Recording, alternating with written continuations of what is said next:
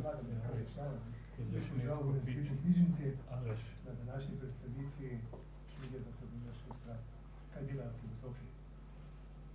Naslov je dokaj provokativen, zato pričakujem ne samo resno temo, ampak mogoče tudi kakšno zabavnejšo plat tega naslova. Absolutno, ja. Saj to, naslovnica se mi zdi posrečena, mogoče so samo malo preveč mrkih obrazov. Kot veste, tale sploh je rad kaj popil, tako da ni bilo tako mračno, pa ni, kot je tam na tej sliki. Čeprav jo bom tudi komentiral potem naslovnica iz določenih te svoje filozofske perspektive. Pozdravljeni še enkrat. Meni je prijetno dolžnost pa veselje, da lahko moderiram razgovor o knjigi, ki je kolega Danilo Šuster izdal. Pri tem bi rad par osnovnih stvari povedal, da boste vedeli, kdo je Danilo Šuster. Danilo Šuster je študiral filozofijo in primerjalno književnost v Ljubljani, kjer je kasneje tudi doktoriral iz filozofije. Po doktoratu je pa zamenjal okolje, ne samo geografsko, ampak tudi filozofsko, in je prišel že leta 1995 v Maribor, kar pomeni, da ima že tudi v Mariboru kar dolg staž. V bistvu 94, ampak. 94, točno. Ja. Ja. Se sem hotel reči, ima že 25 let, pa mi Tako, pa ni šlo računanje skupaj. Kolega Šuster je izvorno bil strokovnjak, ali pa je seveda še vedno, za logiko v različnih oblikah, od te trdih logik do uporabnih logik. In Moč argumenta je bila knjiga, ki ga je na nek način prva profilirala v slovenskem prostoru. Pred letom je izšla še druga dopolnjena izdaja, ki ima veliko več teh vsakdanjih primerov, o čemer potem tudi v tej knjigi bistveno več govori. Drugo veliko področje, s katerim se kolega Šuster ukvarja, je metafizika. Zdaj, marsikdo ima tako malo čuden odnos, ko čuje besedo metafizika. Res je, da se uporablja bolj v vsakdanjem pomenu besede kot neka vrsta slabšalnice, ampak tisto, kar dela kolega Šuster, so ta tako imenovana večna vprašanja v metafiziki, in nekaj od teh je prisotnih v tej knjigi. Tisto, kar je recimo mene vedno tako razveseli, ko vidim, pa na nek način žgečka, je vprašanje svobode, svobodne izbire in determinizma na drugi strani. In pa nekaj, kjer pogostokrat pride blizu skupaj, to je vprašanje časa. Ob tem pa je kolega Šuster, čeprav je primarno logika, imel vedno občutek za to, da je treba filozofijo predstavljati ljudem na način, ki je njim blizu, ne da je lahek. Vstop v filozofijo ali pa filozofska pot ni nikoli lahka.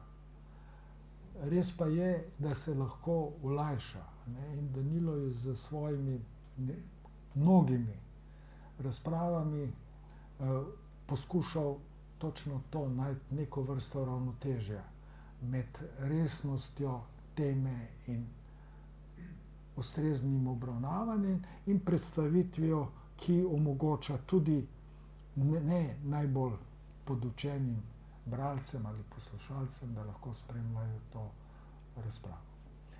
No in seveda ta knjiga dobesedno popredmeti vse to, kar sem v parih besedah povedal. Ob tem Danilo bo več povedal o, zdaj tisti, ki ste že videli, o tej naslovnici, ki je simptomatična.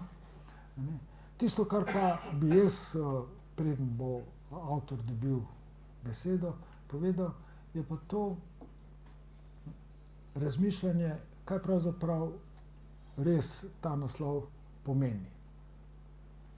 Vsakdo med nami verjetno ima svojo predstavo, kaj to je.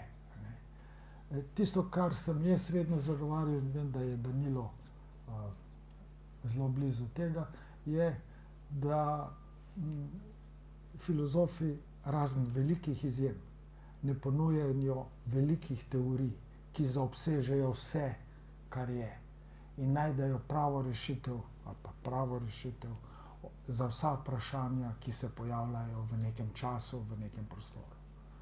Da je filozofija veliko bolj težaško delo, ki zahteva tisto zelo natančno analizo, razčlenjevanje in potem sintezo. In to, kar jaz vedno celim pri kolegu, ne, je natančno to. Ne. Ostati dovolj natančen in hkrati poskušaš izsledke, do katerih prideš, postaviti v neke, danes bi rekli, srednjo razsežne teorije, ne v velike teorije, kot so povezane z, ali kot so bile povezane z idejami, ne vem, če hočete, Hegla, ali pa v slovenskem prostoru, se tisti, ki ste malo starejši, se spomnite, je bil profesor Rus, ali pa danes je profesor Hribar, približno še na tej valovni dolžini. No in za sklep samo še nekaj. Ki niso filozofi, da si filozof, je prva reakcija, aha, to so tisti, ki govorijo preveč, ki pri nas rečejo, šauflajo meglo, ne, nakladajo stvari. In Danilo, ne, bo, ko bo predstavil to svojo knjigo, imel kaj povedati tudi o teh tako imenovanih slabšalnicah, ki se vežejo na samo področje filozofije in na dejavnost, ki omogoča to se pravi na filozofiranje. Pa mislim, da je najboljše, da kar avtor začne. Izvolite. Ja, hvala za ta lep uvod. No, jaz sem si zamislil tako, knjiga ni tipična ravno zame, pa zato, kar drugače počnem. V veliki meri, če boste prebrali predgovor, boste videli, da je precej osebna, da sem na nek način v vsakem od teh besedil bil tako drugače angažiran. Zato sem si zamislil, da bom v vsakem od teh sestavkov povedal nekaj ozadja ali pa kaj me je žulilo, kater problem me je zanimal. Drugače se deli na tri dele, in sicer najprej so orodja, ta osnovni metier filozofa, potem so analize, je uporaba na enih 3 velikih ali pa 4 filozofskih problemih, in potem so perspektive, kjer me muči ta gigantomahija oziroma ta spor ali pa razkol ali pa razlika, ne vem kaj, med kontinentalno in analitično filozofijo. Tako da bom kar začel, kot sem rekel, vsakem bom nekaj povedal. Najprej prvi članek ima naslov Filozofija za začetnike. Izvor tega članka je bil nek seminar za učitelje filozofije o kritičnem razmišljanju. Takrat me je potem kolega Šimenc prosil, če bi tisto napisal. In potem je vračal članek in vračal in pa še to, pa še to. Tako, to je zelo presenetljivo, ponavadi nisem bil vajen tega, ampak ima tudi določene zasluge, potem, da je članek boljši, kot bi bil. In potem je celo plačal, kar filozofi nismo vajeni, da bi nam plačali. Ne vem, nismo vajeni, da bi nam plačali naše prispevke. To je mogoče eden od 2, 3 honorarjev, ki sem jih dobil v življenju za svoje spise. No, zdaj pa veseli me pravzaprav, ko sem že to prebiral, pa urejal ta material, pa pripravljal, da pravzaprav v veliki meri je ta članek začrtal moje filozofsko razmišljanje naprej in da ostajam tako pri problemih, kot pa pristopu, se pravi, na nek način razdelujem teme iz tega članka potem naprej v svojem filozofskem delu, logično mogoče malo drugače. Ne. Se pravi, imam to sokratsko izhodišče, da se filozofija začne kot nek problem, kot nek zakaj, kako je to sploh mogoče, kot neka uganka ali pa neka pojmovna zagata iz našega vsakdana in nas potem razmišljanje vodi v različne smeri. Potem uporabljamo ta pojmovna, iščemo opredelitve, kritiziramo, sestavljamo argumente, razmišljamo o posledicah, proti primerih, In potem na koncu na nek način iščemo nek širši sklad med svojimi prepričanji. Mogoče sem celo to potem začel zdaj bolj poudarjati, kar sem že takrat imel napisano, pa se mogoče nisem toliko zavedal v svojem kasnejšem delu. Zdaj, ko sem recimo bil kot nek ton mojster, ki za mešalno mizo, ko sem pripravljal to knjigo, sestavlja, pa prireja, pa tudi na novo piše kakšne članke, sem na nek način poskušal malo bolj povleči ven svoj vokal, ne, da tako rečem, kot veste, kot bi rekel ton mojster. Zato, ker tudi v tem članku pravim, navsezadnje je, kaj pa ti misliš, ne? Kaj se pa tebi zdi, kaj bi pa ti rekel, a se ti zdi, ne vem, imaš kakšen protiprimer ali pa kakšna se ti zdi ta oznaka ali pa mogoče bi pa ti to razmislil drugače. To zato poudarjam, ker sam sem bil vajen ene drugačne filozofske šole, bolj v stilu, da moramo biti, mislim, da je bila ponižni pred besedili preteklosti, da moraš prebrati ogromno filozofskih knjig, preden si drzneš potem v svojem sestavku nekaj skromno povzeti, ne vem kaj, menike velikega problema ali pa velikega filozofa, še bolje, s katerim se ukvarjaš. Dobro, toliko o tem prvem članku. Drugi članek ima naslov Pojmi pod časovno lupo in naslov je iz ene metafore, ki mi je, tudi tema metafora mi je pravzaprav precej ljuba. To je metafora, pravi tako, filozofija je tako kot časovna lupa, slow motion, ne. V njej opisujemo, razstavljamo in ocenjujemo premike, ki jih ponavadi delamo z veliko hitrostjo. In to je res, ne, od Sokrata naprej, ki bo še večkrat nastopal, je vedno prvo vprašanje, ki ga filozof zastavi, je počakaj malo, kaj pa s tem misliš, kaj ti pa to pomeni, ne? Malo ustavi se, razmislimo, kaj hočeš, mislim, kaj je zadaj ali pa kaj hočeš s tem povedati in tako naprej. Drugo pa še, kar je značilno za ta sestavek, je pa moje stališče do filozofije, to, kar je tudi mogoče že kolega povedal, jaz v filozofiji bolj vidim probleme kot pa neke velike vizije ali pa nek stik s transcendenco. In zato sem tukaj kot ilustracijo tega svojega razmišljanja sem izbral eno polemiko iz pisem bralcev, iz časnika Delo, ki se je vlekla 15 let, pa se še vleče.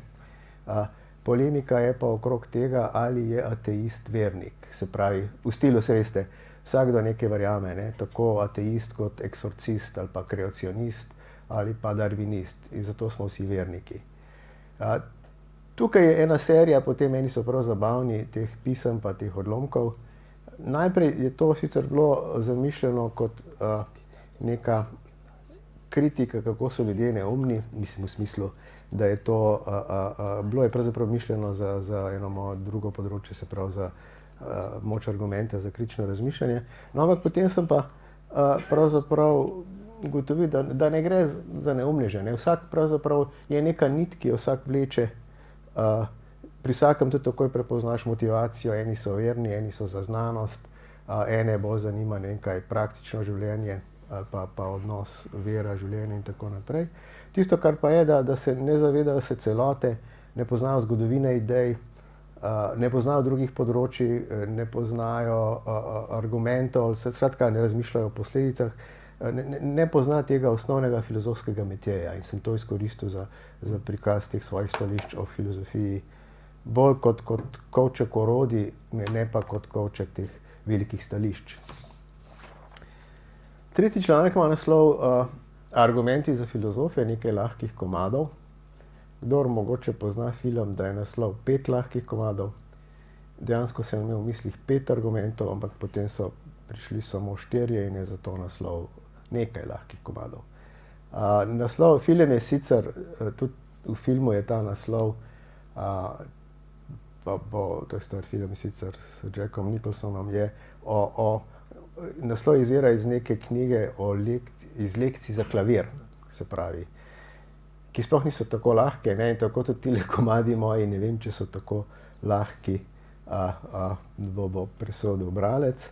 Dobro, bom povedal, dve stvari sta mi tu zanimivi. Najprej ta centralna, ta logična presoja o nekem argumentu, to je pa, zdi se mi vedno, da je osrednje za logično presojo, oziroma to pa ne sledi. Ko rečeš, to pa ne sledi, zato ker ima protiprimer. Vidiš, če to tam pogledaš na drugem področju, pa to ne bo držalo, ne.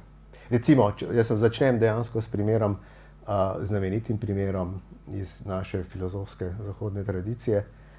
Vsaka stvar ima svoj vzrok, torej obstaja nekaj, kar vse povzroča. Ne, pravi Russell, vsaka cesta nekam vodi, ampak to ne pomeni, da obstaja kraj, v katerega vodijo vse ceste. Vsaj danes ne več, včasih so mogoče, ko je bil Rim.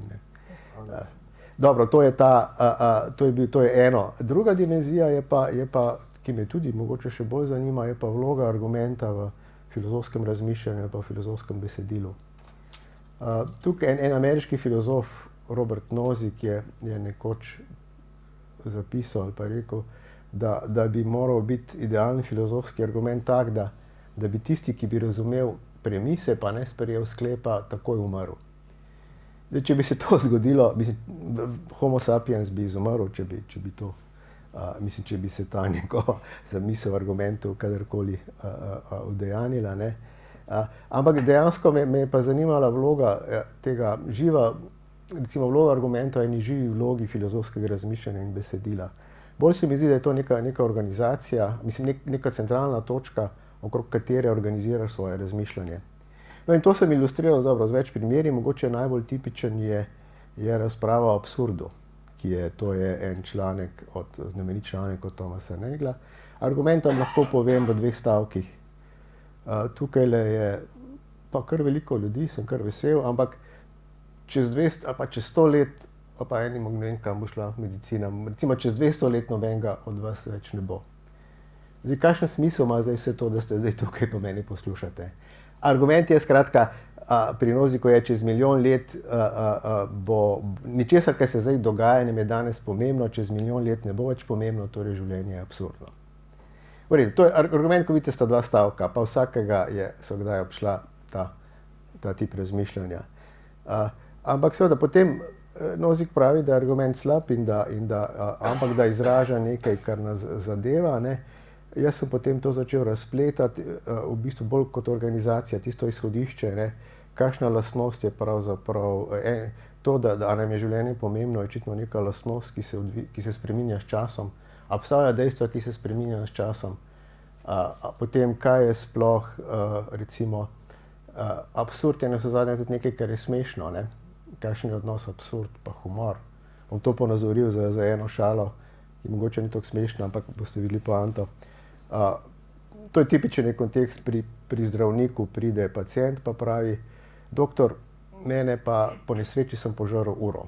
Pa ga ta vpraša, vas boli? Pa reče ta, samo ko jo navijam. To je mogoče šala, ni tako smešno, ampak absurd bi bil, če bi se to nadaljevalo, ne? Če bi pa doktor rekel, kakšno orarsko olje pa uporabljate? Pa bi ta rekel, ne vem kaj, mikroglis.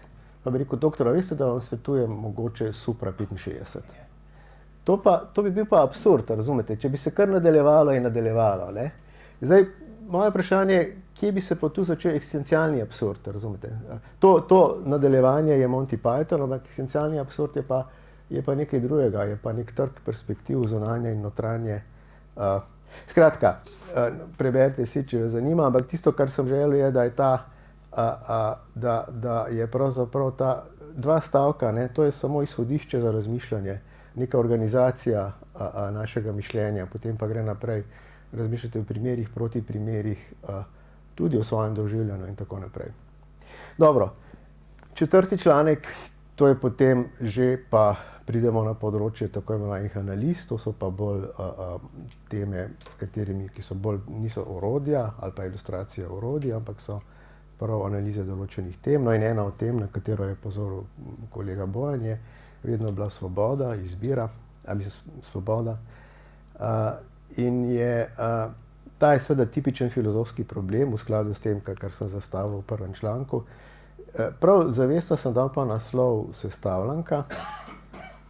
Jaz sem slišal, velikokrat celo v medijih govorijo puzle, ne. Če ste slišali, kar se vedno zgrozim, ko to slišim, ampak v redu, to so tisto, ko sestavljate. Eni pač se radi ukvarjajo, da sestavljajo, da kupijo pa sestavijo, otroci mogoče, ne. No in ta problem se mi zdi tipičen za to mojo ideologijo, zato ker od svobode zahtevamo tako, da so naša dejanja, da so nenaključna, da so na nek način določena z nami, ne. Se pravi, da niso slučajna, ampak da so določena. Po drugi strani pa nočemo, da so nujno, ampak hočemo, da so spontana. Če začnete vsem tem razmišljati, boste videli, da so to tako kot prav dejansko neka tabela teh sestavnih delov in eni grejo skupaj, eni ne, ene sestavljaš, potem kombiniraš kot neke Lego kocke, ki gradiš svoje stališče potem z njimi, ampak nekaj tih pa vedno ostane, ne. Tukaj sem delno malo pesimista vedno. Na koncu lahko vse podreš, pa začneš znova. To je pa pač značilnost filozofskega problema. No, mogoče bi še nekaj ponazoril s tem sestavkom, nekaj, kar se tiče potem bolj zadnje teme odnosa v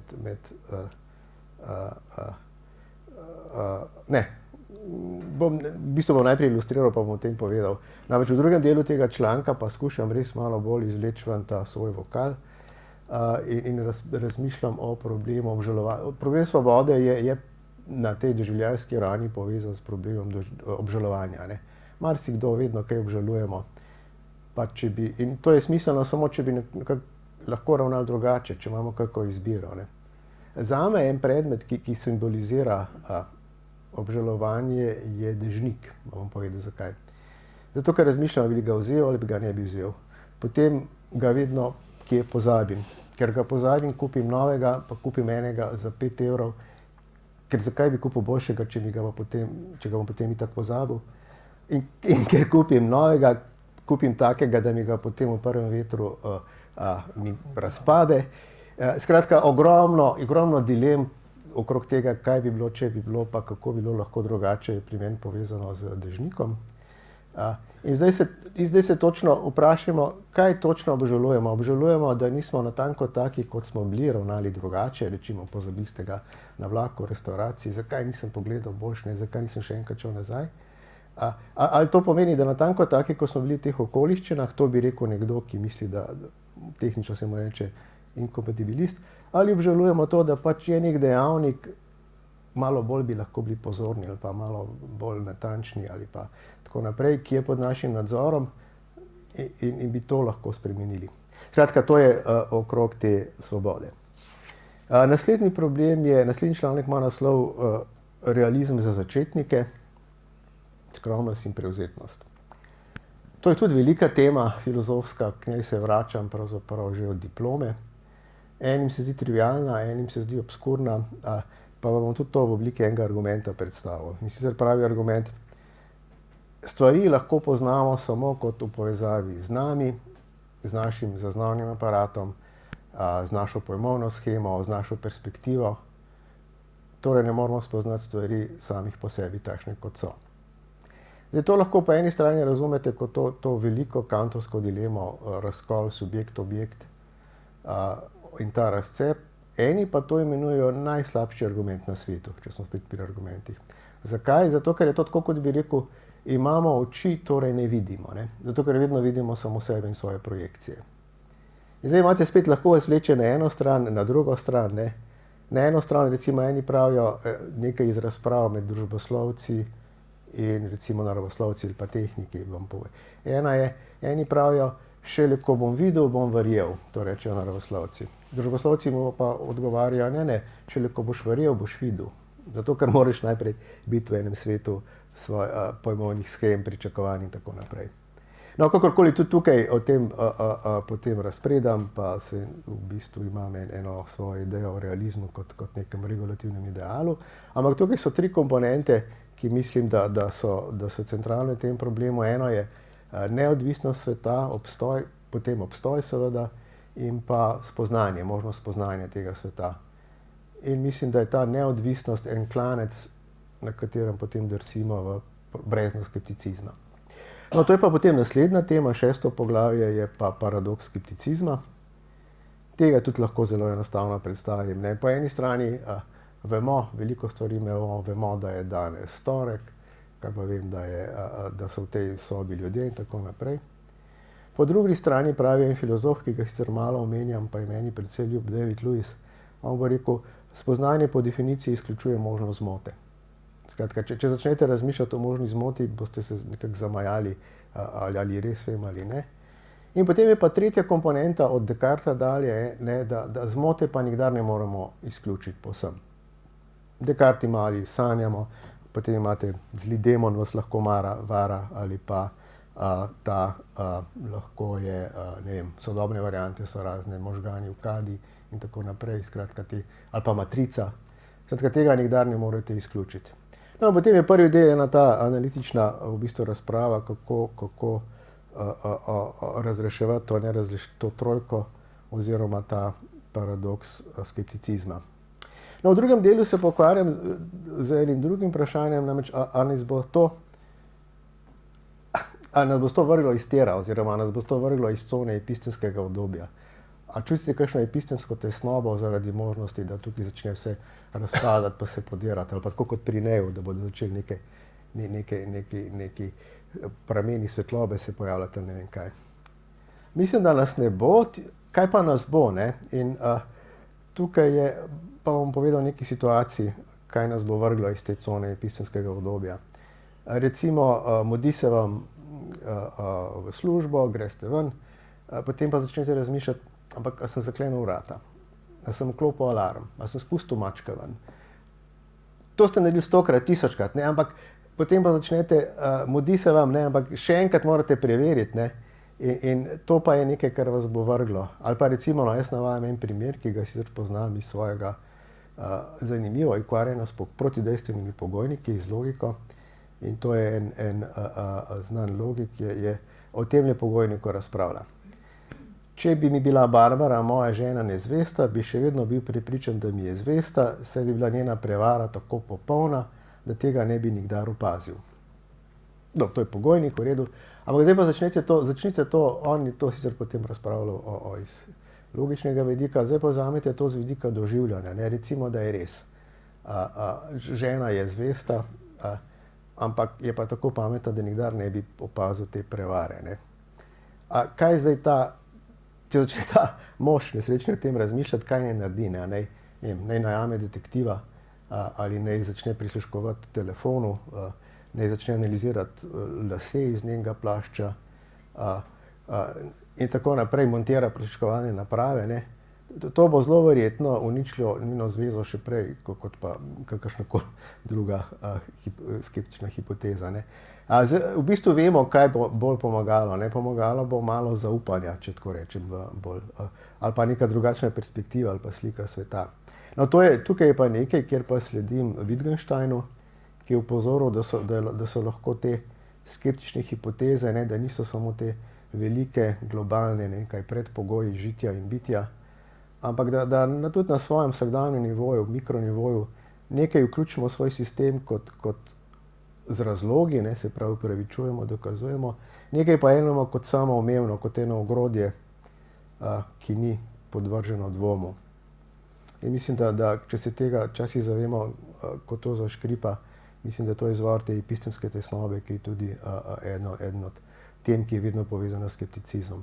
No, skratka, to dvojno razumevanje skeptične hipoteze, se pravi kot te globalne hipoteze, da možnosti zmote ne moreš nikoli izključiti, pa to drugo, lokalno, ne, tisto, kar je lahko samoumevno, kot našo sliko sveta, se mi zdi tisto, kar je izvor problema skepticizma.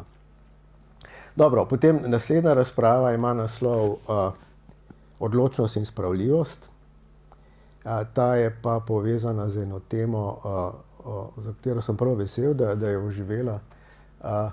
Namreč za antične skeptike problem spoznanja ni bil ta, ali sanjamo, ali nas vara zledevanje in tako naprej, ampak oni imajo, že Pironovci imajo nekaj, čemu rečejo modus nestrinjanja.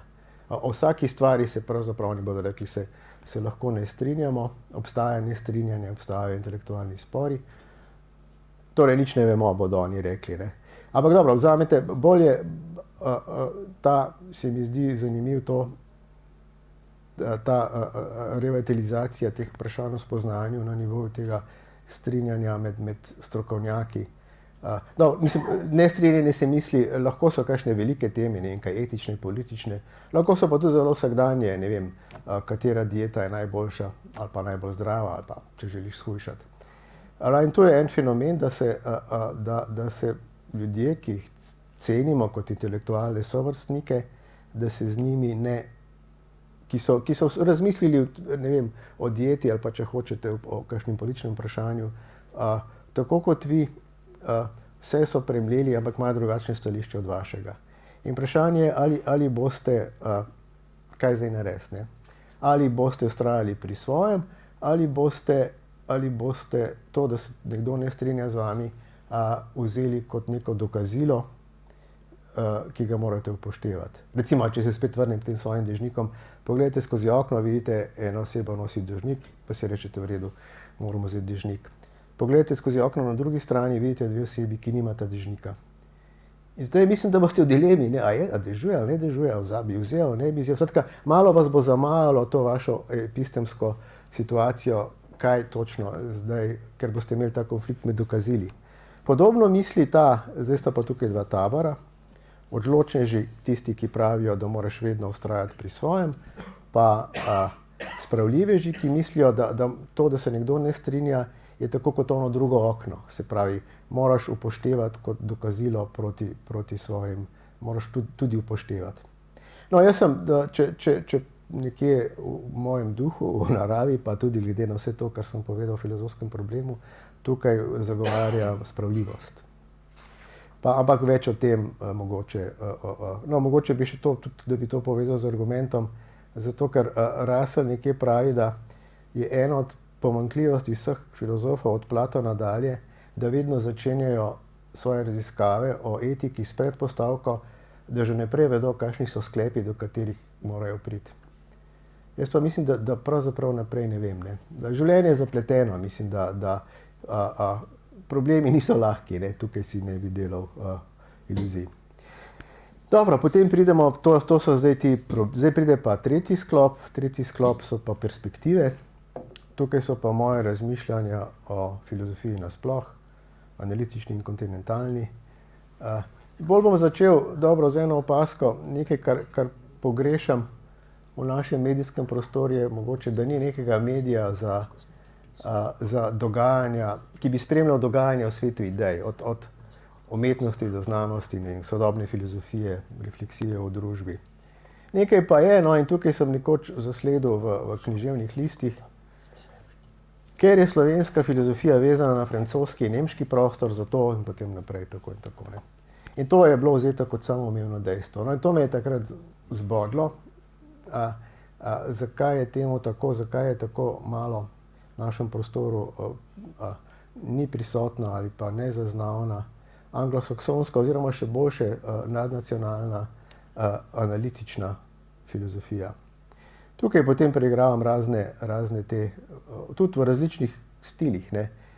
Je dialog, pa je esej, zadnja razprava je pa čisto akademska, je pa nek katalog imen in opomb v tem klasičnem akademskem stilu, zakaj je temu tako. Eden je recimo dobro, včasih je bil ta tematski, da ne bi pač analitična filozofija bila omejena na logiko in znanost, kar je sicer tudi meni ljubo, ampak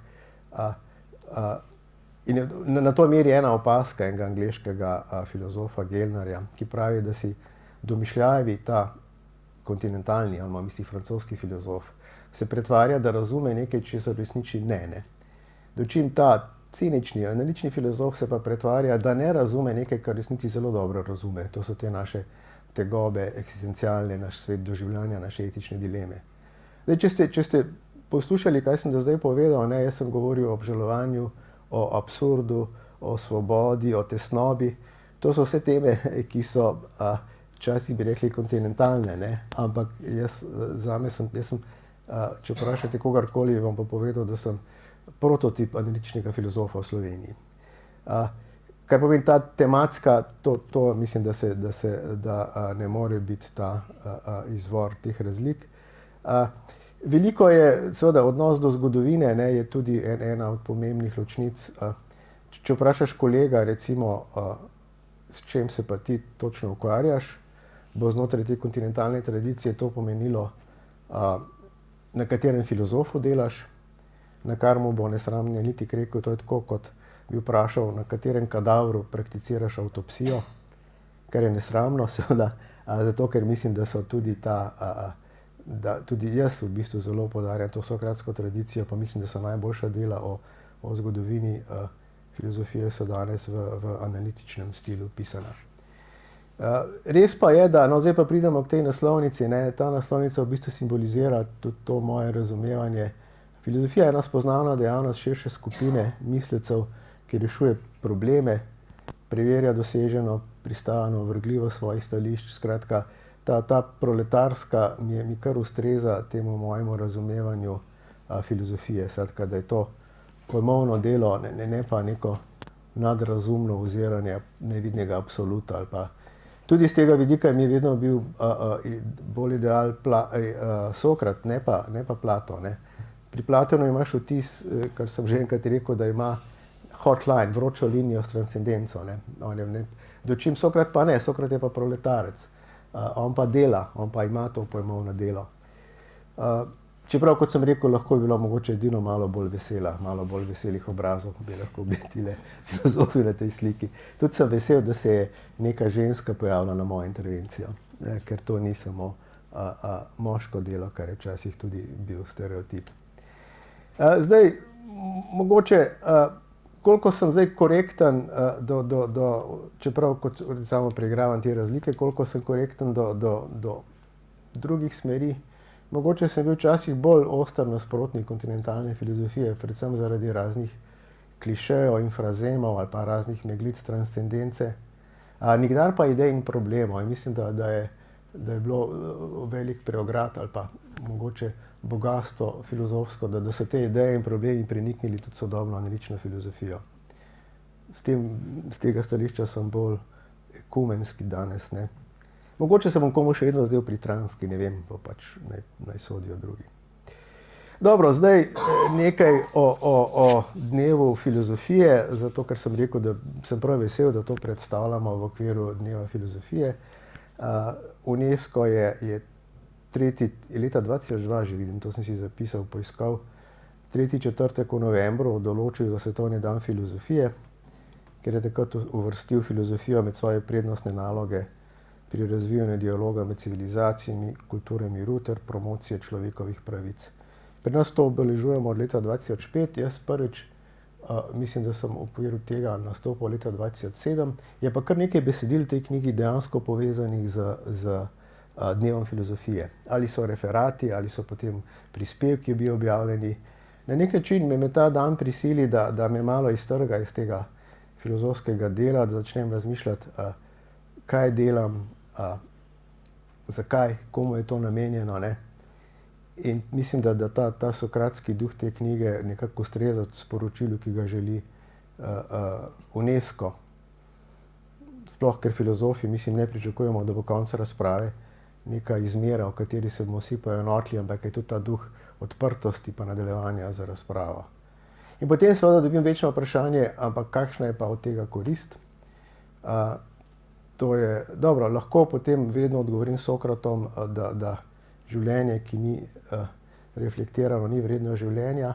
Včasih pa odgovorim tudi drugače, ne, a mora res od vsake dejavnosti, mislim, a mora vsaka naša intelektualna dejavnost prispevati k kosmatemu bruto domačemu proizvodu. Bolj verjetno je, da če k temu prispeva, v bistvu tudi uničuje okolje. So še druge dimenzije, bi rekel, človeškega življenja, ki so ravno tako pomembne. Dobro, toliko o tem, zdaj pa mogoče še sem si pripravil, kaj moram povedati, še nekaj, zdaj bom dal besedo še kolegom. Knjiga ta je bolj po nekem spletu naključij, ki ga ne bom razlagal, ampak najprej bi se zahvalil kolegu Nenadu za leta pogovorov. Od njega in od njega smo se vsi na nek način tudi učili analitične filozofije nekoč. Od njega pravzaprav izvira tako ideja za ta naslov, kot ta sokratski okvir. On niti ni vedel, ampak je neverjetno zadev, zato ker v vsakem članku omenjam Sokrata in kaj delajo filozofi, je pa en članek moj iz leta 2007, tako da je zares anticipiral točno vsebino te knjige, ne. Zelo je dragocena, pa tudi zelo dostopna razmišljanja o Sokratu ima Boris v svojem sokratskem pojmovniku. Potem kolega Božidar je leta objavljal moje prispevke v analizi, ki je pač bil edini medij za navzočnost tega načina filozofiranja v Sloveniji. Kolega Bojan, od njega je tudi vrsta spodbud, pa recimo predpogojev za raziskovalno delo. No, kolega Rudi je pa tudi vedno imel lepo mnenje o tem mojem, on je leta skrbel za standarde poučevanja visoke pri nas in je imel lepo mnenje o tem mojem prvem članku. Toliko sem jaz mislil povedati in to je pa, zdaj bi pa dal besedo še dvema kolegama, potem pa občinstvu. Hvala, Danilo. Naslednji govorec bo Rudi Kotnik, Danilo ga je že omenil, pa bom jaz samo upeljal ta razgovor z nečim, kar se je dejansko zgodilo, ne. Ko je bil Danilo še študent filozofije, je moral imeti tudi nastop iz filozofije pri profesorju Majerju, ki je takrat skrbel za metodiko, kot se je temu reklo. In glej ga zlomka, kje se je to zgodilo, v razredu, kjer je poučeval kolega Rudi. In tisto, kar je najbolj zanimivo, je bilo, profesor Majer je ponavadi med nastopi zmeraj pisal, gledal v tla, tu pa tam dvignil glavo, tako kot bi zastrigel za ušesi in spet nazaj dol. Ko pa je Danilo začel predstavljati Dunajski krog je imel, Ja, tipična analitična tema je. Rudi povedal, ne, je pa naenkrat pogledal gor, se naslonil nazaj in vseh 45 minut zbrano poslušal predavanje, ki je bilo očitno dovolj jasno, dovolj razumljivo, ne. In že to je eden od teh malih znakov, ki ste jih pa danes veliko več slišali, kar direktno od njega. Izvoli, Rudi. Moje ni povedal, da sem mu tole anekdoto zdajle sufliral, da sva zrežirala ta prehod na to stran. Torej,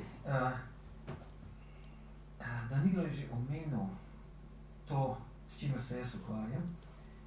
Jaz bi v tem pogledu se osredotočil v bistvu, kar se tiče njegovega dela, praktično samo na en sam stavek, ki ga bom zdajle dal gor in ga bom tudi prebral. Prav vidite, no, kjer pravi, torej na samem začetku te knjige, na samem začetku, v prvem poglavju, na prvi strani, pravi tako dolgo, dokler vsaj nekega vprašanja, nekega pojmovnega neskladja sami ne začutimo kot problem, ki nas vleče na različne strani in sili, da začnemo razmišljati o njem, bomo ostali zunaj filozofije in ne bomo dojeli, o čem je njena posebnost. Torej, ko sem jaz nekoč v reviji FNM, v kjer je bil ta članek objavljen, leta 96, ne, 95, 96, na tole naletu sem videl, aha, to je to. Namreč predtem so v reviji leta in leta objavljali rubriko, kaj je filozofija, ker so veliki filozofi dajali definicijo ali pa opredelitev filozofije. Tole sicer ni definicija filozofije, ampak jaz sem takoj se najdel tukaj noter. Najdel sem se kot didaktik, kot pač človek, ki se ukvarja z tem, kako filozofijo posredovati na, zdaj bom pa rekel, na katerikoli ravni, ne. In zato je moj podnaslov od filozofije za otroke do mature in naprej do didaktike filozofije ali pa od vrtca pa do penzionistov. Torej, in lahko začnem pri filozofiji za otroke, kjer je tale citat ravno tako aktualen kot pa za srednješolsko, bom rekel, recimo maturitetno filozofijo. Kako? No in tukaj se bom navezal na današnji dan, kot dan, svetovni dan filozofije, in posebej poudaril, da je torej danes osnovna šola Selnica v Dravi imela posvečeno dopoldne ali pa dan tej svetovnemu dnevu filozofije in da je profesor Maja Vrčun, ki je danes tukaj med nami, se trudila, koliko se že vsa leta trudi, da živi filozofijo za otroke na njeni šoli, ne? In da je pripeljala do tega, da je to zdaj izbirni predmet in smo danes v pričo njihove ravnateljice lahko izvedeli 4 šolske ure.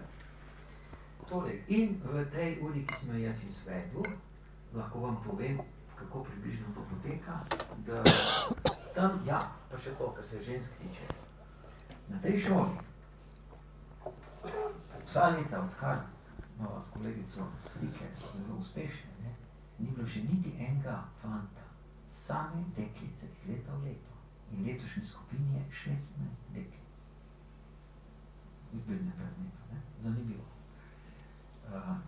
Torej, postopek je tak, da preberemo skupaj en tekst, recimo lahko iz čitanke, ker je že v čitanki na nek način moramo čuden izraz, kjer avtor recimo uturi noter filozofski potencial v nek tekst, na videz vsakdanji, ki pa je lahko potencialno relevant, filozofsko relevantn in uporaben za delo z otroki, po različnih starostnih stopnjah. No in današnji tekst, iz današnjega teksta potem, oziroma ponavadi iz teksta je velik del časa namenjen temu, da otroci, učenci, ali v tem primeru učenke, ugotovijo, kaj jih je zanimalo in iz tega naredijo potem vprašanje. In potem skupaj preoblikujemo vprašanja na ta način, kjer je meni vodilo to. Kako izbrati tako vprašanje, da bo imelo filozofsko relevanco. No, današnje vprašanje deklic je bilo, upam, da sem si ga prav zapisal oziroma zapomnil, če ne me kolegica popravila, kako je lahko hkrati nekdo kriv in nedolžen. A je dovolj filozofsko relevantna, ni presote, ne? Ali iz tega nastane filozofija? Ne, zaenkrat jaz ne bom presojal, ne? No, mi smo imeli pač sicer tisto 10, 5, 20 minutno diskusijo, ampak da vam samo pač nakazam in ilustriram, kako je to, s čimer se ukvarja kolega Danilo, lahko relevantno od vrtca, kjer se že filozofija otroka lahko začne, in zdaj naslednji korak, lahko vzamem maturo, na kakšen način je lahko za maturo to aktualno. In spet se lahko navežem na novejšo, recimo na letošnjo maturo, ki je bila, ne. Torej, če pogledamo v katalog za maturo, lahko posebej opazimo, smo lahko pozorni na to, da pisni izpit od kandidata zahteva, da rešuje izbrani filozofski problem. Maturant iz filozofije se od njega pričakuje, da rešuje filozofski problem. No, in potem je nek opis, ne, skratka, ki govori o tem problemu, da ga poglobljeno razume in tako naprej. In to se mora videti v eseju, ki ga napiše, ne. Zdaj pa, kako je mogoče, da bo dijak do tega prišel in da bo problem res razumel in ga res reševal, ne?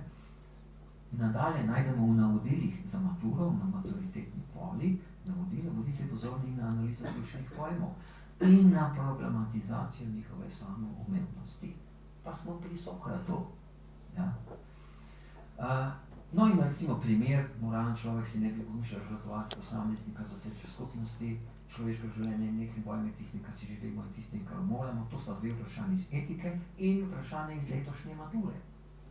Delovanje na podlagi narodne čustva in pričakovanja koristi ni avtonomno, zato tudi ni moralno.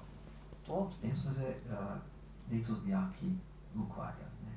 No in slučajno sem tudi imel priliko, da sem enkrat nadomeščal kolegico na šoli, na srednji šoli in sem z njimi šel točno v duhu Danilovega tega stavka, ne. Pa smo šli takole, kaj zahteva od maturitetnega eseja uvod? Dobro formuliran problem, njegovo problemno razumevanje, ki odgovori na vprašanje kaj, zakaj, kako, in seveda, kaj zahteva zaključek odgovor na vprašanje, kako je to razvidno v jedru, s poglobljeno analizo pojmov in seveda problematizacijo samoumevnosti, bogato pojmovno mrežo, argumentacijo, ki upošteva protiargumente in tako dalje, ne. Zdaj sledi vprašanje za učitelja.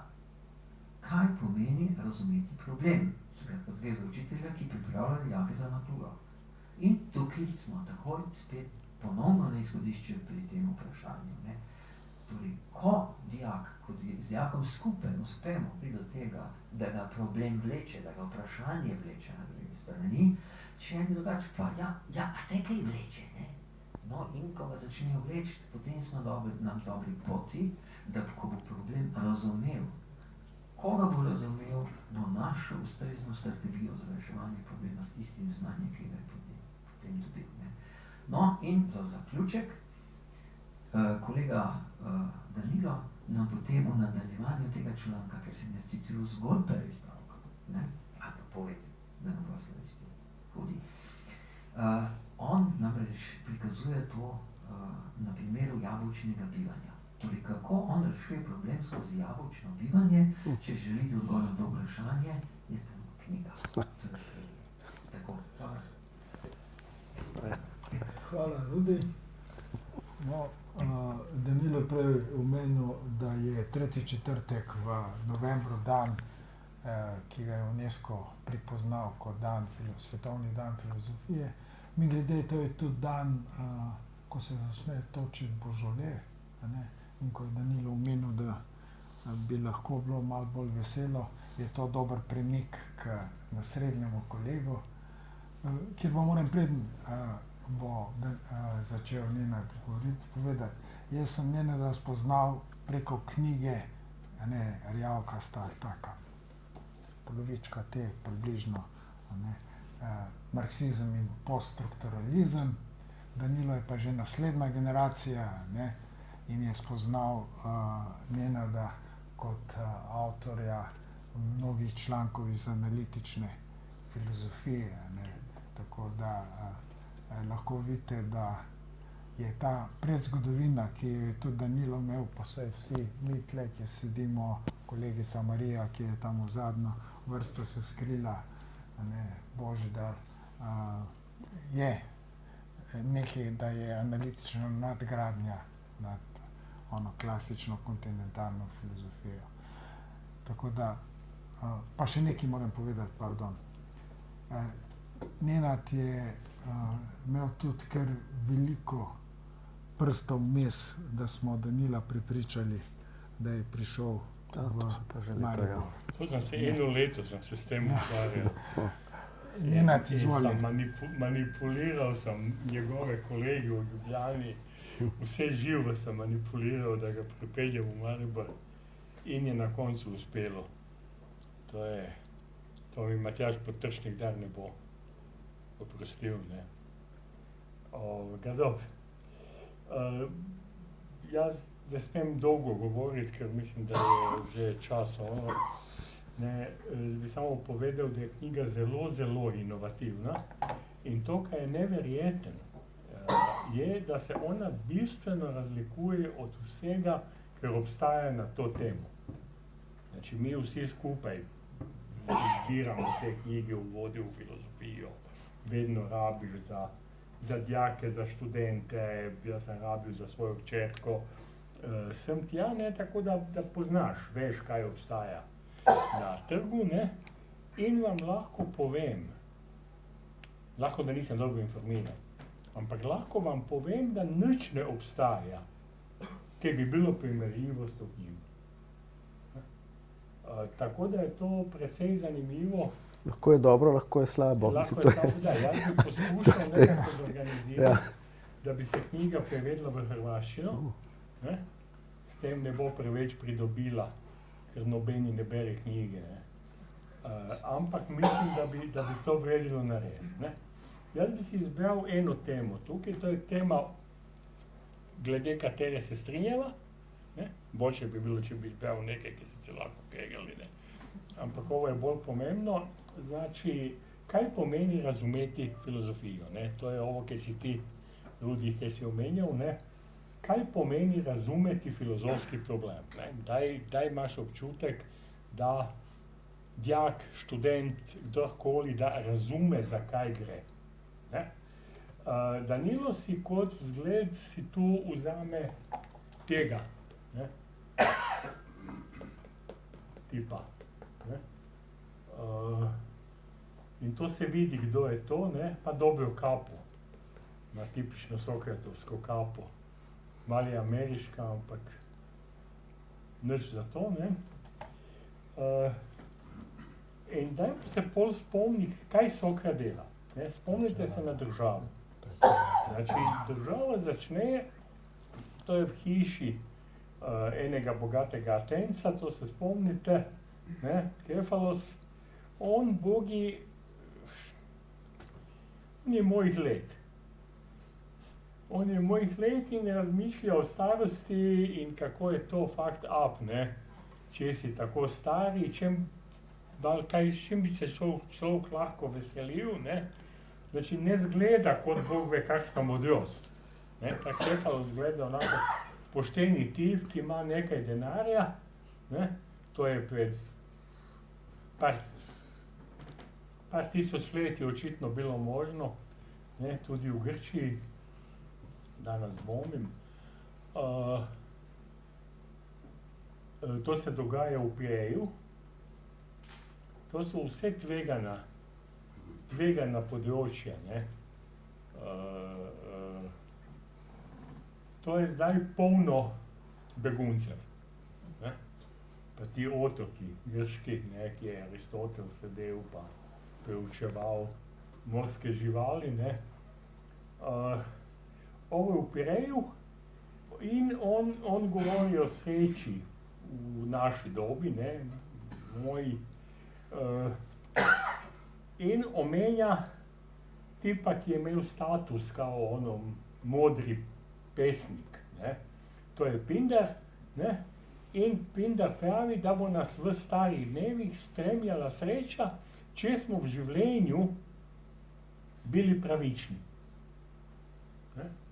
On ti, nekako ti Bog ali usoda ti pošlje sreče, če si bil pravičen.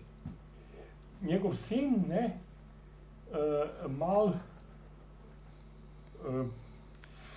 začne to, kaj bi bila, kaj pomeni, da si bil pravičen v življenju. Veli, pravično je vsakomur vračati to, kar mu dolgujemo, ne. Sokrat seveda začne z svojim spraševanjem, a smo sovražnikom dolžni isto tako, kako prijateljem, in Sofist Jazimah začne, ne. Čez par korakov smo skupaj z Glaukonom v splošnem, bolj filozofskem spraševanju o tem, kaj pravičnost je. In smo pripravljeni na korake, ki nas peljejo v abstraktno razpravo o naravi pravičnosti. To bogemu Cefalusu na pamet ni padlo, kot je citiral Pindara. On se hotel pogovarjati o starih dnevih, o sreči in tako naprej, nič od tega, ne. Imaš podobno logiko imaš v Evtifonu, ne, s tem vprašanjem, a je nekaj sveto in pobožno, začne zelo konkretno, znači družinski problem bogega Evtifona, ne, ki je naredil nekaj, kar zgleda, da bi lahko bilo politično korektno, ne bom vam povedal, zakaj je to, ne. Ampak zelo hitro iz teh konkretnih Evtifonovih problemov pridemo do dveh filozofskih vprašanj. Prvo, kaj je skupno vsem pojavam, ki so svete?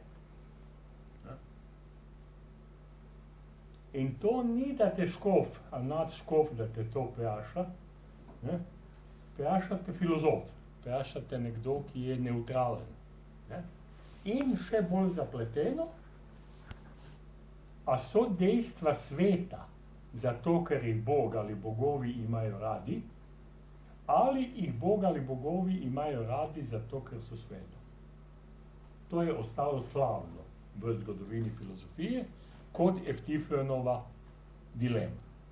Ne? Znači, kaj veli Danilo? Filozofski izziv, to je ovo citat, v Sokratovem duhu je nek problem, ki se skriva v najbolj vsakdanjih pojmih. Jaz ne bi napisal pojmih, jaz bi napisal vsakdanjih temah, ne? Ampak o tem ne bomo zdaj, ki se skriva v najbolj vsakdanjih pojmih, ki jih imamo za nesporne, dokler ne začnemo o njih razmišljati in jih pretresati. Njegov favorite problem, težko, da bi našli večji problem, kot je vprašanje svobode, morda najbolj razpito uganko v zgodovini zahodne filozofije. Ja? Svoboda je eden osrednjih pojmov naše civilizacije, bistven za razumevanje samih sebe kot oseb in dejavnikov, lastnega dostojanstva, avtonomije in moralne odgovornosti. Konec citata Danila. Ja, ker to, kar bi jaz pol označil kot razumevanje filozofije, v tem zelo širokem sokratskem smislu je razumevanje povezav med življenjskimi problemi, eksistencialnimi, praktično političnimi in tako naprej, in globokimi teoretičnimi vprašanji. Vsaki od dvoje lahko varira. Problemi so lahko relativno enostavni ali zelo težki. Teoretični razmisleki lahko pridejo direktno iz filozofskega razmišljanja ali pridejo iz znanosti, pol boste imeli različne teorije. Evo drugi, zdaj da se maknemo malo od Sokrata, Pascalov razmislek, ne, o verjetnosti in koristi. Ne. Pascal se vpraša, a mi se splača verjeti v Boga. Ne. Če verjamem Boga in če zasledujem doktrino, pol bom se moral odpovedati veliko zabavnih dejavnosti, ne, namreč različni grehi, ki so mi ful privlačni, ne. Če Bog obstaja, super, ker bom za to nagrajen. Če Bog ne obstaja, nisem grešil, od tega pa nič nimam. Wow, ni dobro. Ne? In Pascal ima rešitev, ki ne zveni preveč religiozna, ampak on misli, da je religiozna, a to je naslednje. Da je korist to, kar dobiš, če si okej, ne grešiš in Bog obstaja, ta korist je neskončna. Znači, imaš časovno neskončni, živiš v raju. Ne? Znači, kot da bi imel trodimenzionalni red tube, ki traja neskončno. Če Bog ne obstaja, pol si izgubil nekaj od teh, ne, od te zabave v življenju, ampak ta izguba je končna, tako da je zelo majhna v primerjavi z dobičkom, če Bog obstaja. Znači, to, kar moramo primerjati, je verjetnost krat vsota. Znači, lahko da je zelo malo verjetno, da Bog obstaja, ampak če obstaja, dobiš ogromen, dobiš neskončen. Lahko da je zelo verjetno, da ne obstaja, ampak v tem primeru izguba je, ampak ni tako grozna.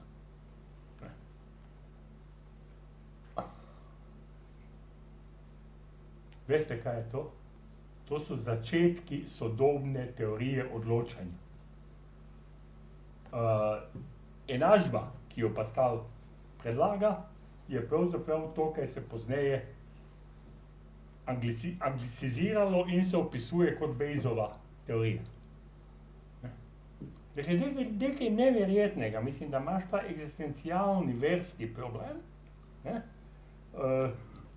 Eksistencialni verski problem, ki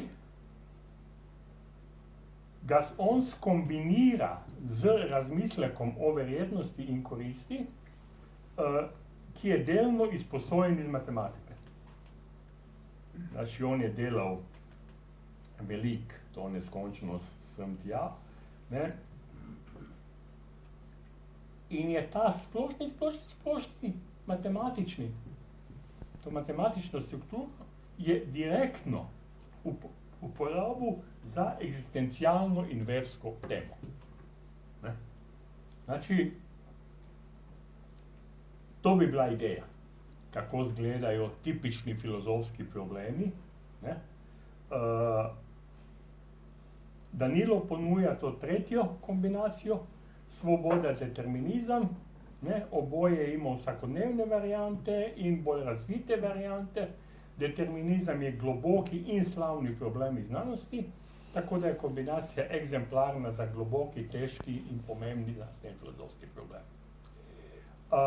Če gledate recimo v to klasiko, Kantova filozofija je paradigmatski primer, to, kaj bi se morali učiti, kako kombinirati, življenjska vprašanja so razdeljena v moralno smer, splošna vprašanja so delno tipična za znanost, delno splošna filozofska, ne znanstvena. In je ta povezava pri Kantu je zelo komplicirana, zelo razdeljena, to so strani in strani in strani. Megabajti tega, da prideš, da vidiš povezavo, da vidiš, kako bi se to rešilo. Ni dobra novica. Novica je, da ta determinističen svet pravzaprav ne obstaja. Da je to pojav. Ampak mi je to super, zato ker sem svoboden. Ja. Ampak ne bo preveč seksa, zato ker to svobodo moram uporabljati izključno moralno. Ampak cela pot je enih 1000 strani. Kontinentalna filozofija to dela veliko hitreje. Poudarja direktno povezavo življenjskega in abstrakcije. Analitična išče komplicirano skupno razlago, vidi te probleme kot relativno ločene, in pol dela zelo detaljno, zelo profesionalno. To vidite zgodovinsko, recimo Kantovi nasledniki. Oni so bili navdušeni nad Kantovim pristopom, ampak niso imeli živcev, da bi ta teoretičen del delali tako hladno, kot ga je delal Kant. Berete Fichteja in vidite, da je cela teoretična filozofija polna življenjskega entuzijazma, polna eksistencialnega entuzijazma. Vidite Schellinga, ne morete verjeti, koliko je v tej njegovem splošnem razumevanju sveta je pravzaprav bilo povzročeno s tem, da mu je umrla žena od difterije, pa so mu eni otroci umrli, pa sem pa tja, in vidite ta čustva direktno v najbolj abstraktni in tako naprej. To je ostala značilnost kontinentalne filozofije. Je preveč? Je. Vsi komaj čakate, da neham. Ok, bom nehal. Hvala. Prav, hvala, Nenad. Imamo še nekaj časa. Publika, to se pravi, poslušalci, imate možnost avtorja povprašati kaj, izzvati, komentirati, karkoli. Prosim, brez strahu. Sokrata so videli. Izvolite. Jaz žal ne poznam vašega dela in bom vesel, če bom to knjigo uspel kupiti. Ampak nekaj bi povedal, kar je en od največjih fizikov 20. stoletja, nedavno umrli Stephen Hawking, v svoji knjigi Veliki dizajn, išla je 2010. leta, takoj na začetku povedal, filozofija je mrtva. Zakaj je to povedal? Zato, Pol je pa on umrl.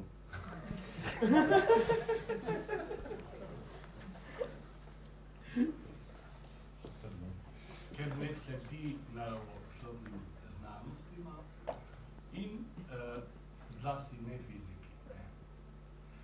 Morda je to pretirano povedano, ampak nekaj je v tem. Današnji svet je na neki način omejen znanjem, ki eksponencialno raste. Znanje je en velik nabor dejstv, ki se nenehno preverjajo. Povejte, kaj mislite kot filozof? Aha, no tudi hvala za vprašanje, zanimiva tema, tudi jaz sem o njej razmišljal, zato ker je bolj me žalosti ta odnos, to je v bistvu Hawking pa Mlodina, od vas sta napis, poznam to delo, pa še več je, zato ker v tem prvem valu v 20. stoletju Einstein, Bohr, Heisenberg, to so vsi poznali filozofijo in so jo cenili in brali in citirali in so bili tudi potem, zdaj pa imate nek odpor dejansko, ni samo, ampak tudi Krauss, ena cela serija je teh sodobnih, ki se jim zdi, da je filozofija presežena.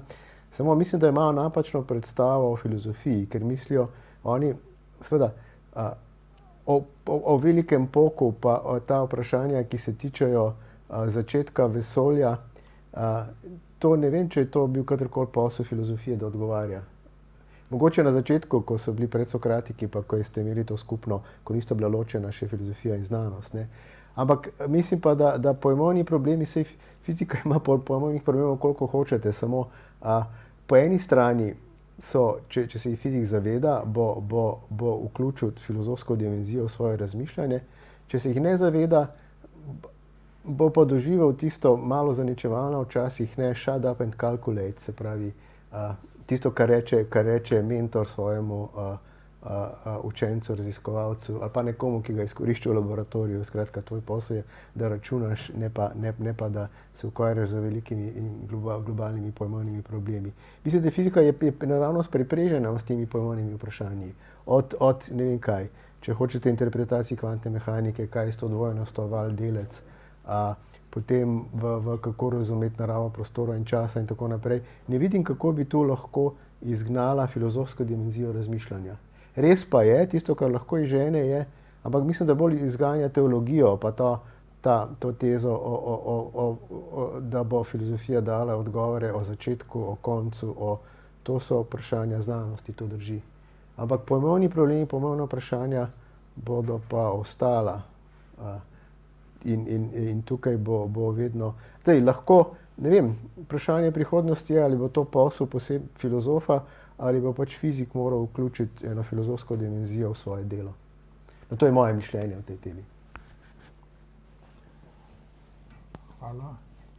Še kdo? Izvoli, Bože. Jaz sem samo en komentar v tistem tretjem članku, ki ga imaš, ne, ker omenjaš nekaj lahkih komadov. 5 lahkih komadov. 5 lahkih komadov. Tretji mož je film, to je tudi naslov filma, katera mi igra, mislim, da je režiser, celo igra Orson Welles in dogaja se na bližnjem Dunaju, ne. To je samo tak komentar. Druga stvar je pa ta razdelitev na analitično in kontinentalno filozofijo, ne, ki si tudi na koncu omenjal. A ne bi bila ena razmejitvena črta recimo ta, tisto, kar bi lahko iz Kanta povlekli, da se kontinentalna še vedno ukvarja dosti s transcendenco, analitična se pa bolj s transcendentalnim ukvarja, da je to ena taka ločnica, po kateri bi lahko rekli, da se to na nek način razlikuje. To je velika tema, ki je, nima, mislim, to kontinentalna, tako imenovana, se ni dobro ime, ne, je velik tok, imaš tudi francosko šolo strukturalizem, ki ima, ki ne bom rekel, recimo Marx je zase bil prepričan, da je znanstvenik enako Freud, in tudi imaš tam zelo diverzificiran odnos do znanosti, ni nekaj, kar sprejemajo, ne bi rekel, da je to, ne bi mogel tako reči, ta se ukvarja tem, ta se ukvarja s tem, ni tako enostavno postaviti te ločnice. Jaz mislim, da je eno od ločnice, kar je po pozoru, je res vprašanje, mislim, da je znanost danes ta dominantni način spoznavanja ali pa našega odnosa do sveta in na nek način se mora vsak filozof ali filozofska šola do tega opredeliti. In kot je znano, analitična ima vsaj spoštovanje, čeprav tudi razmišlja o predpostavkih. Pri kakšnih drugih boš pa slišal, da je to, ne vem kaj, nadjaz kapitalizma, hrbtna stran imperializma. To je vse, kar sem slišal o znanosti kot o komentarjih, ne. Zdaj, tako da ta transcendenca, transcendentalno, je ena od ločnic. Ena je bila včasih, ki je Damet postavil, da se ena šola ukvarja, če je centralno vprašanje analiza mišljenja pa o svetu, da je za eno ima primat jezik, za drugo pa mišljenje, ne. Damet misli jezik za analitično, mišljenje pa za to kontinentalno, se pravi fenomenološko tradicijo. Pa tudi to ne drži, ne moreš, skratka, jezik je bil za vse pomemben v 20. stoletju, in tudi je šla filozofija v analitični od filozofije jezika proti filozofije duha. Mislim, težko je postaviti eno. In mislim, da je to en preplet teh pri meni bi vedno bolj je v pristopu, ne v temi, ne, je bil vedno razlika. Ne. Eno od teh je mogoče tudi tak, kar ti praviš, ne, da je ene šole zares iščejo ta stik. Za ene je res filozofija ukvarjanja s presežnim, ne. Se pravi, v tem smislu to je to, kar ti podarjaš. In kar drži, to je tudi, ne bom rekel, da ne pa spet, to je toliko različnih pristopov pa šol, da bi težko eno ločnico postavil kot tisto, kar loči različne pristope. Še kdo? Izvolite. Ja, ne, Vlado, ja. Torej, jaz bi pa, moje vprašanje pa izhaja iz te opombe, da se avtorji knjige ukvarjate tudi z svobodo oziroma svobodno izbiro. S pojmom svobode in svobodne izbire. No in ob tem bi se navezal na eno polemiko, ki zdaj poteka v sobotni prilogi časopisa Delo, nanaša se pa na problem evtanazije. In tam je na eni strani filozof, mislim, da se piše Ošlaj, ne, ki zagovarja svoje stališče do tega pojava in pri tem izhaja iz narave, pa iz razumevanja tega pojma kot takega, kaj evtanazija v bistvu je. In nasproti temu, kot recimo neki protiargumenti temu, so pa ljudje, ki ali so imeli neko izkušnjo z na smrt bolnimi ljudmi, pa ljudje, ki, tako kot je recimo minister Keber, ki se je tudi v to dilemo oziroma to razpravo vključil, ki pa izhajajo ne iz pojma samega, ampak iz stanja recimo človeka ali pa njegove človekovih pravic. Zanima me, na katero stran bi se recimo v vašem pojmovanju svobodne izbire ali pa svobode postavili. Aha. Dobro, zdaj najprej to vprašanje sodi, seveda je pomembno, ne, pa v bistvu ilustrira to, kar pa je tudi značilnost. Mislim, da življenje je zapleteno, pa ni lakih odgovorov, da vam takoj povem. Ker je, in to, zato, ker včasih pričakujejo, to se tudi malo naročujem, ne, da bo filozofija hkrati nekaj globokega in enostavnega za razumevanje. Ne. In potem jaz dam primer, to je tako kot medvedek Pu, ampak njegove misli, ne, ampak še on ve, da te lahko boli glava od razmišljanja. Podobno tukaj, ne, tukaj se toliko stvari, zdaj eno, mene v bistvu zanima metafizično vprašanje, kaj pomeni imeti svobodno izbiro, vi pa pričakujete od mene, da se odločim ali na eno ali drugo stran. Malo greva tu v bistvu narazen, ampak če me pa že vprašate, bi pa seveda rekel, da ima v tem primeru bi pa bil, ker sicer nisem fenomenolog, kar pomeni vsak, ki je kdaj doživljal, vsi smo več ali manj doživljali smrt, svoje na srečo ne še, ne, ampak kako drugo. In vemo pravzaprav, kakšni so lahko ti trenutki ali pa te, in bi v tem primeru pravzaprav, če že mene vprašate, bi bil na strani teh drugih, ne. Ampak ni pa, ampak to pa, tu gre za eno drugo dimenzijo, tukaj ki se pa ne tiče analize pojma svobodne izbire, pa tega, kaj pomeni biti, kaj pomeni izbirati, kaj pomeni obžalovati in to, kar mene je zanimalo to vprašanje, ali moraš za izbiro imeti alternativne možnosti, pa kaj to pomeni, če so pravzaprav tvoje izbire določene. Zato, to je moj tip vprašanj, vaše pa bolj, ampak po strani mislim, da ilustrira to, kar pa je žal v bistvu to, kot sem rekel, življenje ni enostavno, pa tudi problemi, s kateri se filozofi ukvarjajo, tudi ne. Pustite, vas lahko vprašam, kaj pravzaprav, kako Ošlaj zagovarja to svoje stališče? Nisem bral Delo, pa ga zanima me, kaj?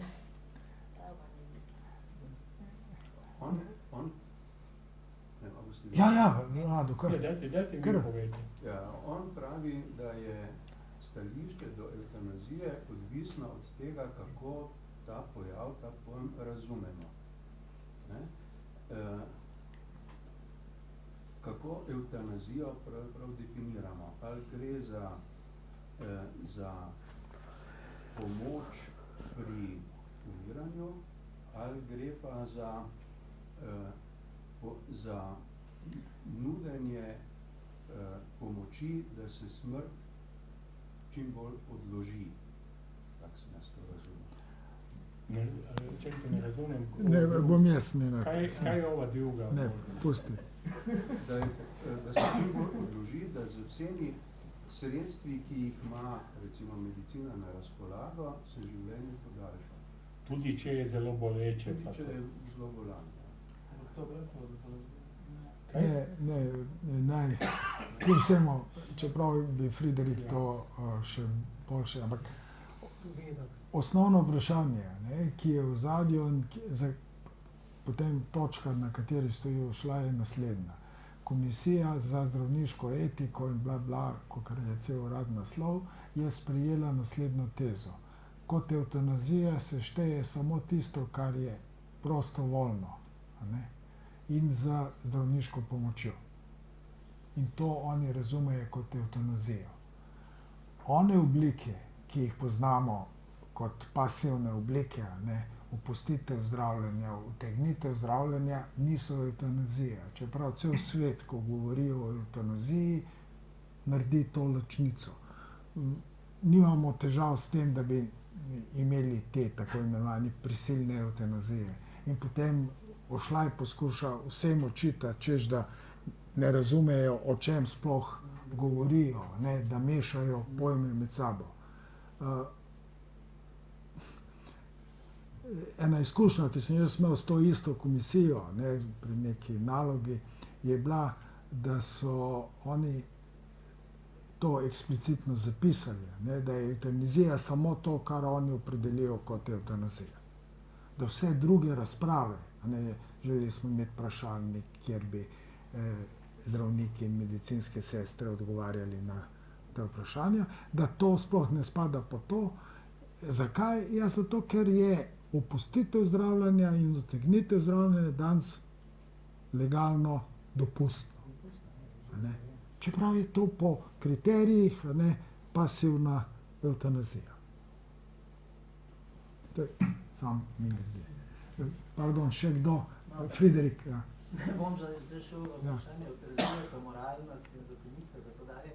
Ampak to je dejansko v zadnjih pismih bralcev, ki si ravno omenjal, ne, da je to neizčrpni vir filozofskih tem in ugank. V zadnjih pismih bralcev, mislim, da te sobote, sobotni prilogi Dela,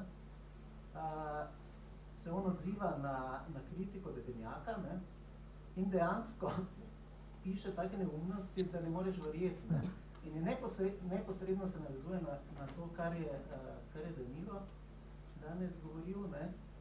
On namreč trdi, da za definicijo pojma evtanazija niso pristojni filozofi, ampak zdravniki. Češ, da zdravniki opravljajo to, filozofi pa ne. In daje analogijo, ki se meni zdi popolnoma nedoumljiva, s kovaštvom in pravi, tako kot ne bo šel kovač vprašati filozofa, kaj je kovanje, ne, tako ne bo šel zdravnik vprašati filozofa, kaj je evtanazija. Ker on to ve, ker on to dela. Ne. In potem se vpraša, kako gre to sploh skupaj z drugo trditvijo, namreč, da pri nas ne upravljajo evtanazije. Ne. Da zdravniki pri nas tega ne delajo. Ne. Tako da mislim, da to odpira ena zanimiva vprašanja. No. Tudi o tem delitvi dela, ne. Ampak se mi zdi res bizarno, da nek filozof se odreka nečemu, kar je res paradigmatično filozofsko delo, namreč definicija pojmov, ne. Mislim, da ima za to pač neke bolj pritlehne motive. No, mislim, dejansko zanimivo vprašanje, kako definirati pojme, ne. On namreč tudi trdi, da on ni trdil, ne, nikoli v razpravi, da je ta definicija edino pravilna, ampak on je čisto pragmatično pristopil in je rekel, tako jaz razumem ta pojem in predlagam, da ga vsi tako uporabljamo, ker drugače bomo govorili drug mimo drugega, ne, se ne bomo razumeli. Tako da, okay, tudi za analizo z vidika te neformalne logike in tako dalje se mi zdi zelo zanimivo, ne, tele koraki v neki razpravi, ne. No, ampak kot rečeno, mislim, da je v ozadju to zanimivo vprašanje, kje se končajo pristojnosti pa filozofov, ne. Kaj mi zmoremo, kje pa moramo delo prepustiti drugim. Jaz bi rekel, potrebujemo material od zunaj, ne, nisem nekak prestoš a priori razmišljanja, kar pomeni, kar pa ni tako enostavno, ker moraš nekaj vedeti, pa dobiti, vedeti o stvarih, pa tudi nekaj znati. Ampak potem so pa te pojmovne veščine, to, kar sem rekel, pa poznavanje zgodovine idej, pa kako to razumejo v Belgiji, pa kako je to povezano z ne vem kaj, z kakšnim drugim etičnim problemom, ki pa je filozofsko delo, ne vem, ki ga verjetno ne bo upravljal zdravnik. Izvolite. Vprašanje, evtanazija ni delo zdravnika. To je delo izven te sfere. Noben zdravnik nikoli ni se učil, da ne pomaga, da prispeva in da zavrača ali oduzima možnost, da preživi individu. In pustimo po strani tisto. Zlorabljanje, finančna sredstva, dolgočasnost, kaj se dogaja, doživljajo drugi ob njemu tako situacijo, da se stvara neka scena, ki nima osnove. Doživljajo težko, on živi toliko in zdaj, oprostite, moram primeru, mogoče ni lepo, da vzamem, da bo jaz dobil 20 ali 30 milijonov ali 1000, zaradi tega, ker gospod, treba, on trpi. Trpim jaz, ki mu moram dati terapijo, a ne trpim na to, da mu ja oduzamem to terapijo. To je proti načelom in zdravniki tu nimamo nič. In tisti, ki se vplitejo v to, padajo pod neki vpliv, emotivno doživljajo to. Ne upustijo se situacijo dotičnega individuma, ki z tem, da se je rodil, da je živel, da doživi, ima svojo pravico oziroma vzborijo se v tem času. Ali prispeval, ali prispeval. In zdaj bo pa nekdo odrejal, ker nekdo trpi, družba trpi. Hvala. Boš kaj komentiral? Ne, težko. Hvala. Kolega Vlado, še enkrat. Zamere, samo bi želel to diskusijo vrniti nazaj knjigi, bolj neposredno knjigi. Nam lahko zaupate, katera poglavja, ali katere filozofske, recimo, probleme, pojme, takega pa niste vključili v knjigo iz raznih razlogov, ker je že malo dovolj strani, pa niste čisto. To je pravzaprav ta knjiga, to je zbirka teh problemov, ki so me zanimali. Nažalost je ena od tem, ki me niso zanimala, je politika in tega ni, v bistvu skratka, iz politike ni nič tu notri, zato ker vedno sem bil tako imenovan teoretski filozof, čeprav tako bom rekel, ne, včasih je bila vsa filozofija praktična, za Sokrata je bilo vprašanje spoznanja, tudi etično vprašanje, ne moreš dobro živeti, če slabo razmišljaš, bom tako rekel, ne. Danes so potem, nažalost, v enem delu, to pa je en od očitkov analitični, da so pa vsa, tudi ta pomembna vprašanja postala teoretska. Ampak dobro, je neka delitev, se pravi, vprašanja spoznanja, metafizike, logike, znanosti, to so vprašanja, ki mene zanimajo, ne pa ta temeljna praktična etika, estetika, politika, ne. In pa to tudi ni katalog vprašanj, da vam prav povem, to so izrecno, v prvem delu so te vinjete, se pravi ta metje na raznih V drugem delu so potem analize, so prav malo bolj poglobljene. Moj ideal sicer je bil, ne, en filozof, ki ga precej cenim, je Simon Blackburn, glede teh uvodov. On pravi, jaz želim dvigniti ljudi do filozofije. Se pravi, I want to bring up people to philosophy and not philosophy down to people. Skratka, želim dvigniti ljudi do filozofije, ne pa spustiti filozofije na en nivo popularne filozofije. Zdaj, koliko mi je to uspelo, ne vem, ker mogoče so še vedno relativno zahtevna, ampak je pa, skratka, to so teme res, ki najbolj ustrezajo temu mojemu videnju, to, kar je Rudi poudaril, da te vleče na različne strani, da vidiš to sestavljanko teh sestavin pa smeri razmišljanja in da pravzaprav iščeš potem ta svoj ekvilibrij, ne. Tako da ni to bil narejena z namenom, da bi zdaj klasičnim namenom nekega uvoda, da bi predelal vse filozofske teme, ki so zanimive, ne. Eden je, ki me tudi zanima, ki pa ga v prvem članku to Rudi omenil, ono jabolčno bivanje, nekaj me je res vedno zanimalo vprašanje istovetnosti, se pravi tako na ravni osebne kot metafizične, ampak tega nisem vključil, ker enostavno nisem znal tega povedati na dovolj enostaven način, da prav povem.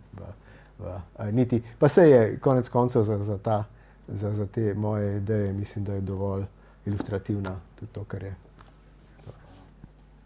Hvala. Boris. Zelo kratko vprašanje, ker smo res dolgi. Uporabil si frazo analitični stil. Moje vprašanje je torej naslednje. Ali obstaja kaj takšnega analitični stil, ne da bi pri tem enostavno mislil na metodo? Obstaja razlika med stilom in metodo? Aha. Zdaj ne vem, koliko sem bil tu natančen. O stilu precej piše v bistvu v teh zadnjih treh sestavkih. Je tudi o tem pisanju, pa o tem, kako...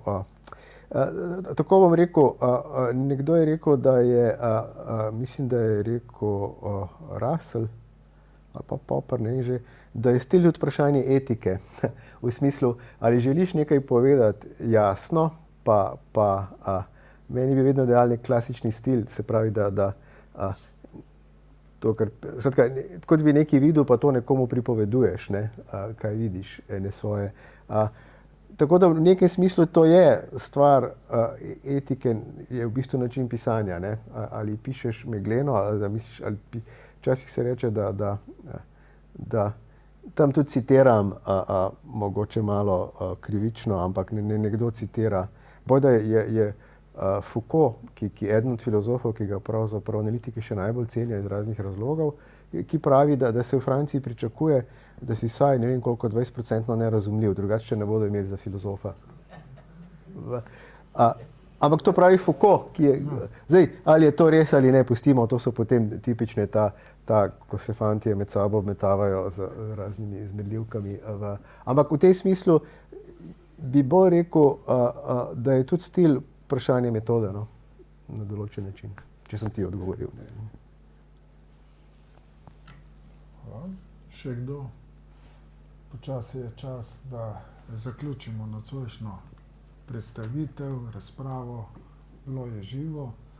Ob koncu bi rad še poudaril, da je knjiga išla pri Kulturnem centru v Mariboru, na mizi levo, desno od vas. Lahko tudi kupite to knjigo, tako da boste lahko bolj podrobno prelistali, premislili in tudi, če boste imeli karkoli za pripomniti, lahko kolegu mirno pišete svoje pripombe. Še enkrat hvala avtorju, založniku. No, pa tudi temu prostoru pravzaprav zasedenju s knjigami, ki omogoča. In pa seveda ne smemo pozabiti, da je ta dogodek ni samo ob dnevu filozofije, ampak je rdeča nit tega je srečanje s knjigami, za katero je kolegica odgovorna, skrbi za to in upamo, da bomo še kdaj na nek način stopili v to, ne samo inštitucijo, ampak tudi v ta niz predstavitev. Hvala.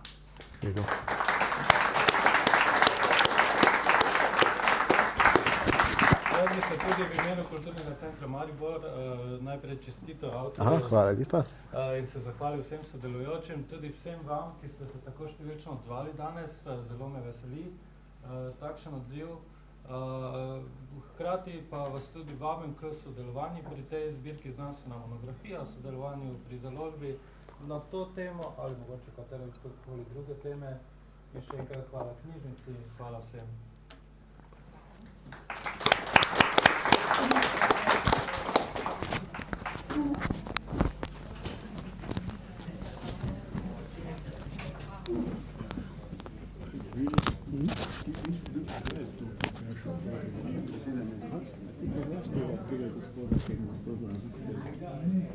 Mislim, moral bi biti poznat, pa ga ne, pa se ne